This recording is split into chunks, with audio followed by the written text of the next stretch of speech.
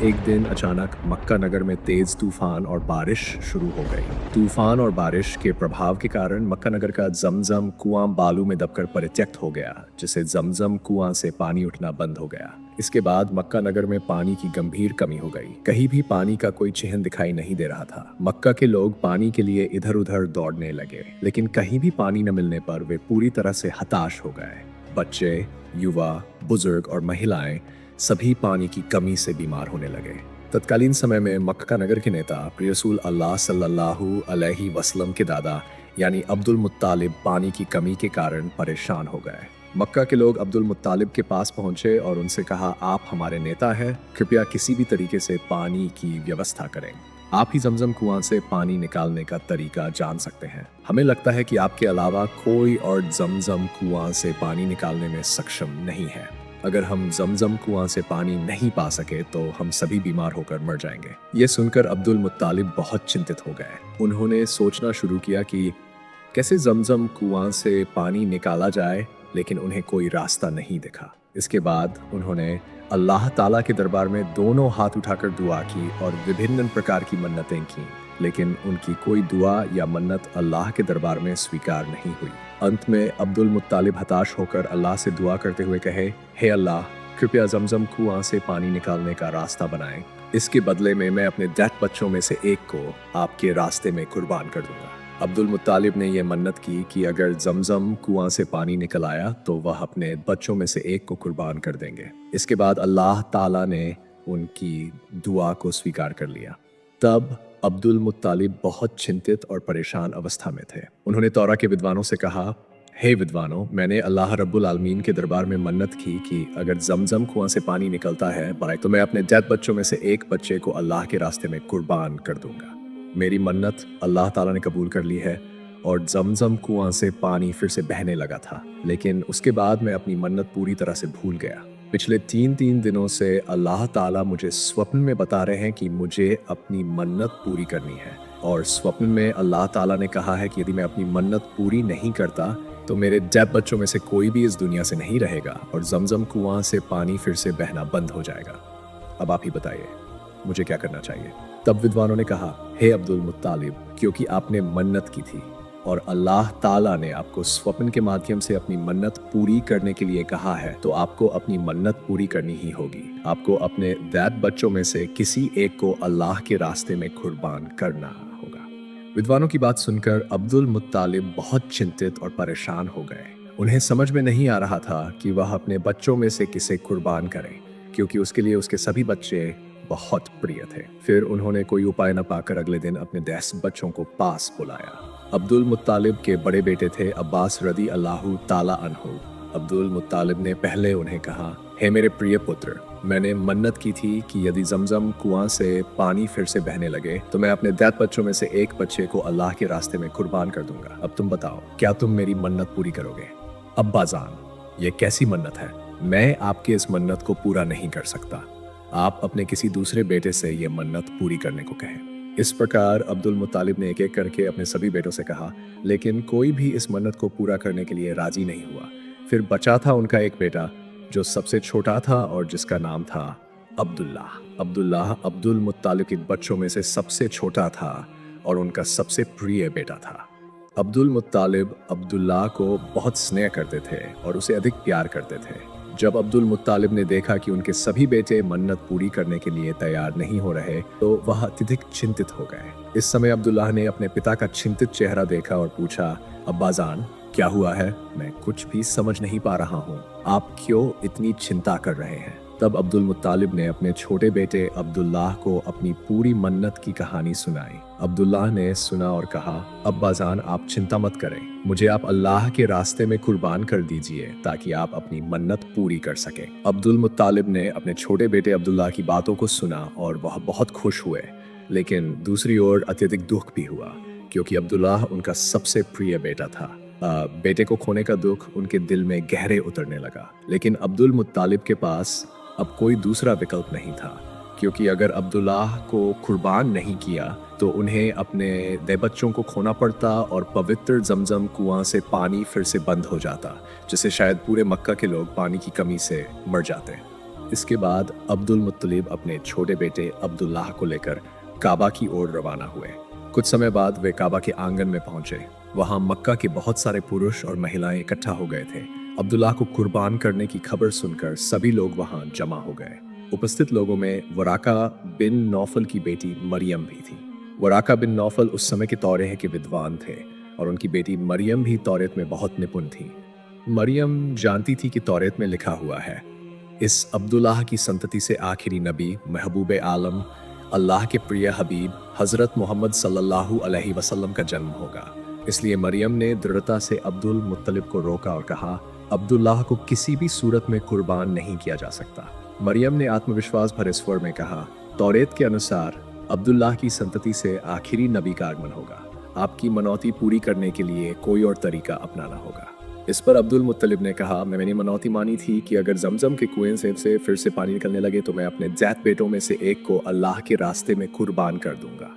अगर मैं ये मनौती पूरी नहीं करता तो मेरे सारे बेटे मौत के घाट उतर जाएंगे और जमजम से पानी निकलना भी बंद हो जाएगा। मरियम ने जवाब दिया, वो किसी भी हाल में कुर्बान नहीं किया जा सकता। अगर ज़रूरत पड़े तो अपने दूसरे बेटों में से किसी एक को कुर्बान करे, लेकिन इस मक्का की ज़मीन पर अब्दुल्लाह का खून नहीं बहने देंगे। मरियम की बात सुनकर वहाँ मौजूद मक्का के लोगों ने एक स्वर में कहा, हम किसी भी सूरत में अब्दुल्लाह को कुर्बान नहीं होने देंगे। वहीं दूसरी ओर मक्का के कुछ और लोगों ने कहा, अगर हम अब्दुल्लाह के चेहरे की ओर देखें तो हमारा दिल टूट जाता है, उसे कुर्बान करना बिल्कुल नामुमकिन है। फिर वहाँ किसी ने सुझाव दिया, आइए हम तीर चलाकर किस्मत का फैसला करें। अगर अल्लाह की मर्जी होगी तो तीर ये बताएगा कि किसे कुर्बान किया जाना चाहिए। इस सुझाव के बाद मक्का के लोगों के बीच चर्चा शुरू हो गई और ये घटना एक नया मोड़ लेने लगी। फिर अब्दुल मुत्तलिब ने तौरेत के विद्वान से सलाह लेने के लिए उनके पास जाने का फैसला किया, क्योंकि वह किसी भी तरह से अपने प्रिय बेटे अब्दुल्लाह को कुर्बान नहीं करना चाहते थे। अब्दुल मुत्तलिब ने तौरेत के विद्वान से सारी घटनाएं विस्तार से बताई। तौरेत के विद्वान ने उनकी बात सुनी और कहा, आप तुरंत लॉटरी की व्यवस्था करें जिसमें ऊंट के नाम और आपके छोटे बेटे अब्दुल्लाह का नाम लिखा हो। इस लॉटरी में जो भी नाम निकलेगा वही अल्लाह के रास्ते में कुर्बान किया जाएगा। इसके बाद अब्दुल मुत्तलिब ने मक्का के लोगों के सामने लॉटरी का आयोजन किया। ऊंट और अब्दुल्लाह के नाम लिखे गए कागज 2 भागों में बांटकर एक बर्तन में डाले गए। जब लॉटरी का कागज उठाया गया तो देखा गया कि अब्दुल्लाह का नाम निकल आया।